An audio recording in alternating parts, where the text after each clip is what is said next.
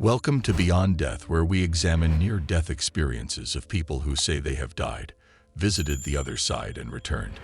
Today's NDE is from Erin K, who speaks of dying of a heart attack and seeing angels. Let's get straight into it. In the middle of 2016, I was 31 years old. I remember dying, but I need to preface this story with a bit of backstory first, or this will not make sense. I met Todd when I was 6 years old. I was raised in a very abusive and neglectful family. Todd was 21 years old. He lived next door in our shared duplex. Todd was my lifeline, my best friend in the whole world. When I needed comfort, he came for me. When I needed love or a listening ear, he came for me. When I needed food, he fed me. And when I needed water, he quenched my thirst. I called him on the phone so many times.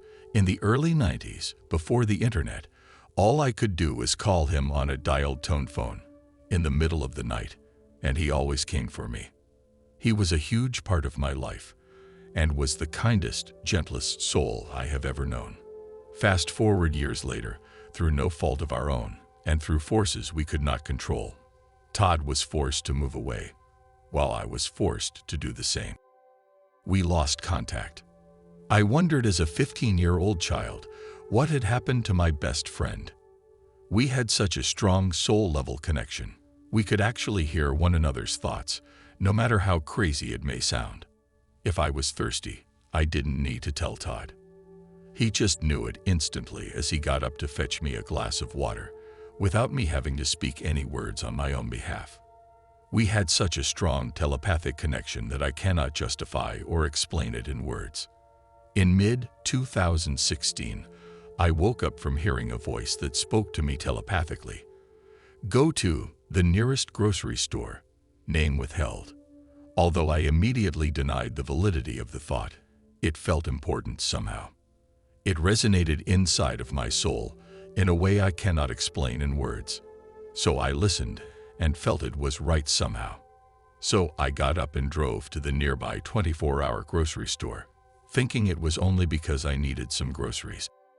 I remember entering the produce department of the local grocery store after 11 p.m. at night.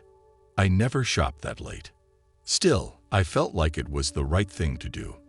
Even though I cannot explain how or why I knew this logically, I proceeded to fill my grocery cart with a couple loaves of bread. Then I pushed my grocery cart to the hummus section of the grocery store, which was near the bakery department. There was a man standing there looking at hummus. I was looking at the back of his head, but still I recognized him immediately. I didn't need to see his face. Todd. Todd.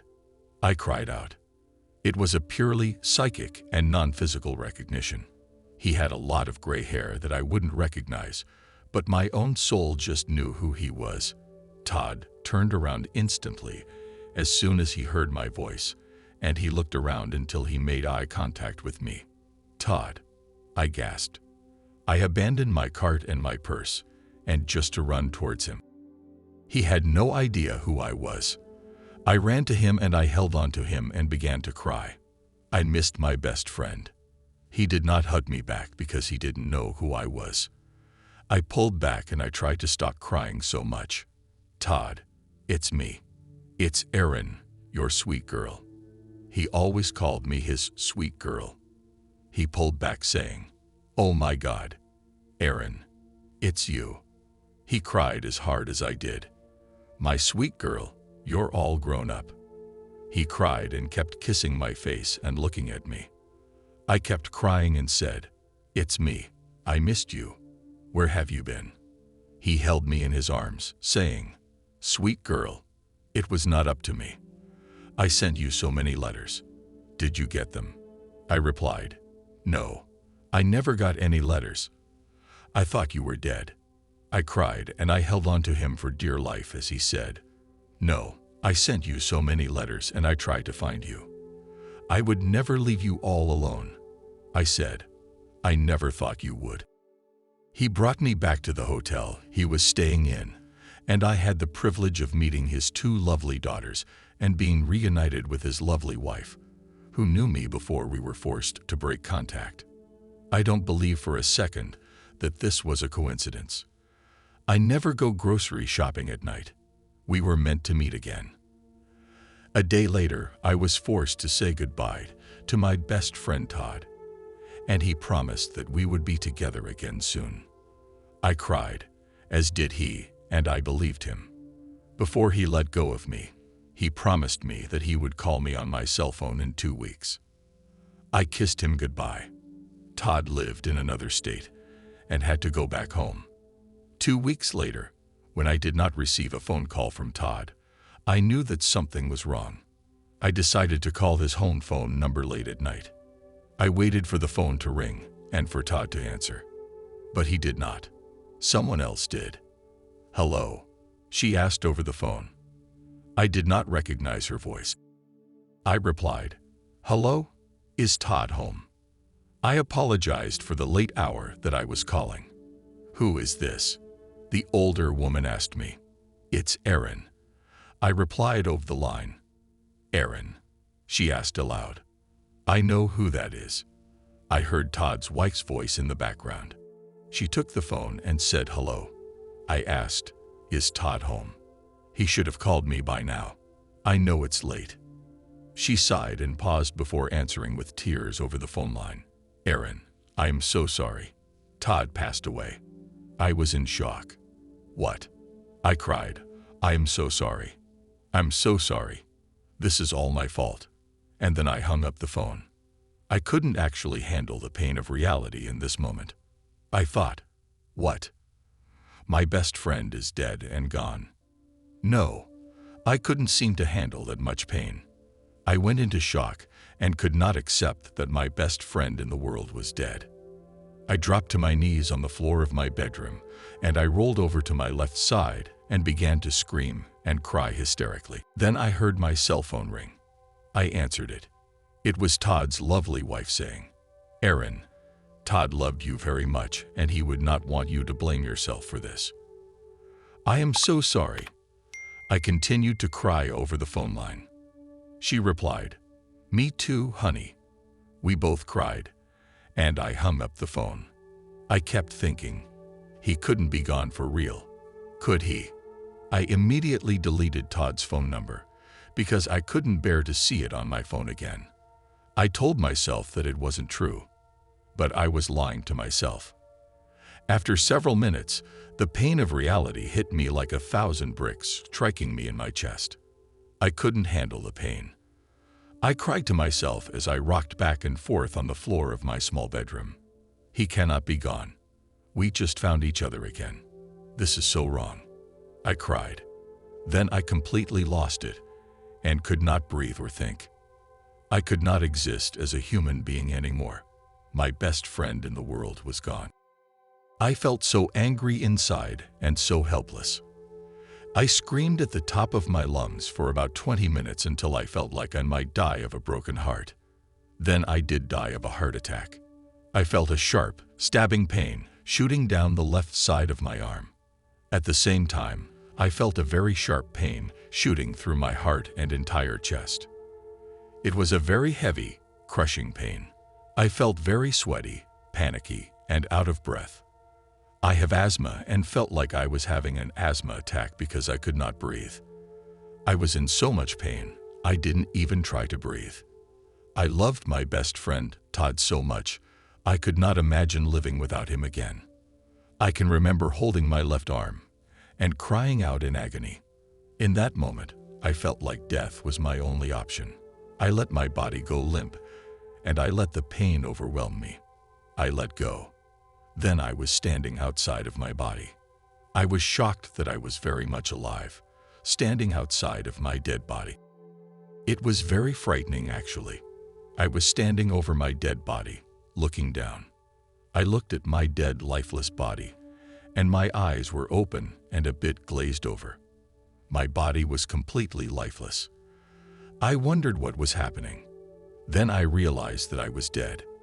I felt nothing but an overwhelming urge to stay dead. I thought, I don't want to be alive. I don't want to be here. I cried out to so many beings standing around me. There were maybe 30 or so people in the room with me. I felt that they were loving angels, but they looked like very tall human beings to me.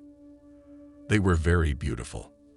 I felt like I knew them before I was born, but I had since forgotten them. I looked down at my lifeless human body again and did not want to go back into this body. When I died, I felt my human soul enter back into unconditional, endless love. I felt like I had lived before I was born, like I would live again, and that I had existed forever. I made eye contact with a tall man who made eye contact with me. I told him, "I'm not going back in there." We were both crying as he told me, "We love you so much. It is not your time to die yet. You have to go back. We are so sorry." Then I felt a feeling of acceleration, and I felt very nauseous. I thought I might throw up, but I didn't. I heard loud sounds that sounded like Pop Rocks candy and felt tremendous vibrations. I blinked my eyes and found myself back inside of my physical body. No, no, I screamed. I needed my best friend again. I needed the unconditional love I felt just moments ago to survive. I couldn't stay alive anymore. I've struggled with depression my whole life, and this was the worst moment of overwhelming pain that I've ever felt in my entire life. All of the heaviness returned to me with my body. I just wanted to feel the endless, unconditional, infinite love that I had felt just moments ago. All the pain returned. I cried out in agony, and then I felt terribly sharp and painful chest pains once again. Since I'd just been through this, I knew that I was dying from cardiac arrest yet again, and I was okay with it. I don't care, I thought to myself. I miss you, Todd. I want to be with you. I found myself saying as I watched my body die once again. I heard Todd tell me, "I love you more, sweet girl. Please stay alive." He spoke to my soul. I resented it, saying, "Easy for you to say, jerk. You've just left me here." He said, "No, sweet girl, I love you. I will love you forever. I have loved you forever, but it is not your time to go yet." I could not see him, but his words resonated inside of my soul. I fell asleep and slept off and on for 4+ days on my bedroom floor. I grieved for Todd for days. I can remember hearing Todd tell me in words I could feel and hear inside my soul, "Tell our story. It matters." And I promised that someday I would. To this day, I cry for my best friend Todd, but I also understand that we will be together someday like he has promised me. I feel like we humans are born here on Earth for an important reason, but I still don't know what that is. I feel like we have existed before we were born, and that we will exist after we die. I share my story because I want other people to know that their lost loved ones still exist somewhere, and that they are okay. I share my story because I want other people to know that no matter how alone they might feel in life, they are not completely alone. I promise there are others who have loved you before you were born, and love you now, and who will love you after you die, just as much as Todd loved me. I share my story because I want people to know that if they are suffering from the loss of a loved one, they still exist, and you will be reunited with them once again, because love is eternal and it never dies. Your lost loved one is not lost at all, and they are okay, and they still love you. We all existed before we were born in these human bodies, and we will exist for eternity after these human bodies die. Note from Beyond Death. This one was a little slow getting into it, but I feel it delivers a message so many need to hear. Tell me your thoughts in the comments below. To learn more about Erin K's NDE, please visit the link in the description to her original post, which includes a brief question and answer portion. As always, stay blessed.